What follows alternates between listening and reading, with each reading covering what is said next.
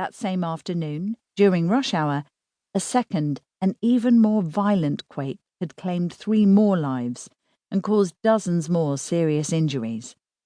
It had put cracks in numerous buildings and had brought down 2 old houses altogether. Roads had been torn open, a footbridge had collapsed, several underground pipes had burst, flooding the town with water and turning the air putrid. The town's famous archaeological sites had been closed for emergency repairs and hadn't yet reopened. The most lasting impact, however, had been the fear. Vesuvius had been dormant so long that everyone living here had grown complacent, tuning out the warnings of the experts and bragging instead about the cheapness of the housing and its convenience for Naples, about its gorgeous views over the sea and the richness of its soil. No one was bragging any more. The red zone around the great volcano's foothills had been on amber alert ever since, its second highest state of readiness, indicating that a catastrophic eruption was possible within weeks.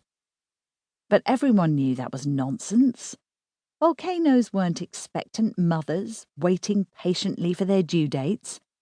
They struck when they struck, and that was that. Besides, it was no secret that the experts at the Vesuvius Observatory had already recommended an evacuation, but that the region's politicians had said no. Aware of how chaotic and expensive it would prove, how unforgiving their citizenry would be if no eruption happened. So, everyone was living on their nerves instead, kept jittery by aftershocks and the plume of black smoke that had been rising ominously from the caldera ever since, pumping out enough particulate ash to disrupt air traffic, affect the weather, and give everyone a cough.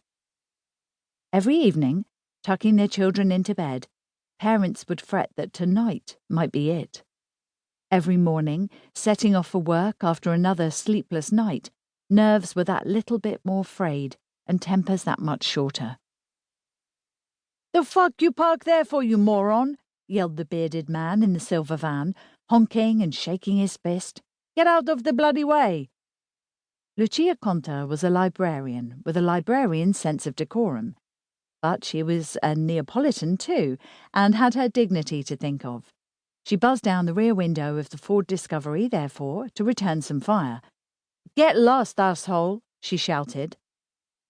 Behind the steering wheel, Taddeo Santoro, the outsized and impressively bearded head of Naples' famous archaeological museum, glanced wryly across at his closest and oldest friend, the diminutive history professor Zeno D'Agostino, of TV fame.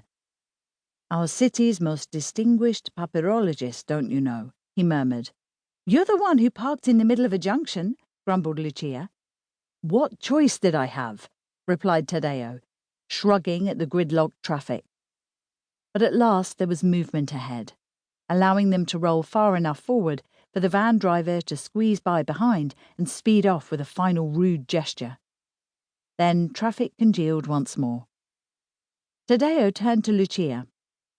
"Any word from our friend yet?" His phone must be off. "Damn the man," he said, scratching irritably at his bearded throat. "He does it on purpose." "It's no distance from here," she said. "I'll go check." She jumped out and hurried up the hill, brushing aside the waitress touts as they tried to shoo her into the tourist cafes with their laminated menus. She rounded the corner and saw Rupert Alberts at once, standing atop the station steps, dressed in his habitual black woolen suit, his brown hair and eyebrows at least halfway silver, despite him still being only in his early 40s. Slender and undeniably handsome, save for the unattractive yet characteristic sour smile on his lips, as though glad to have been kept waiting, grateful for the grievance. He was Canadian by birth, but he'd been living in Rome for a decade or more, where he'd acquired an impressive expertise and reputation, so that they were extremely fortunate to have him on this project, as Lucia kept having to remind herself. For there were times. She shouted out to him and waved. He pretended not to notice.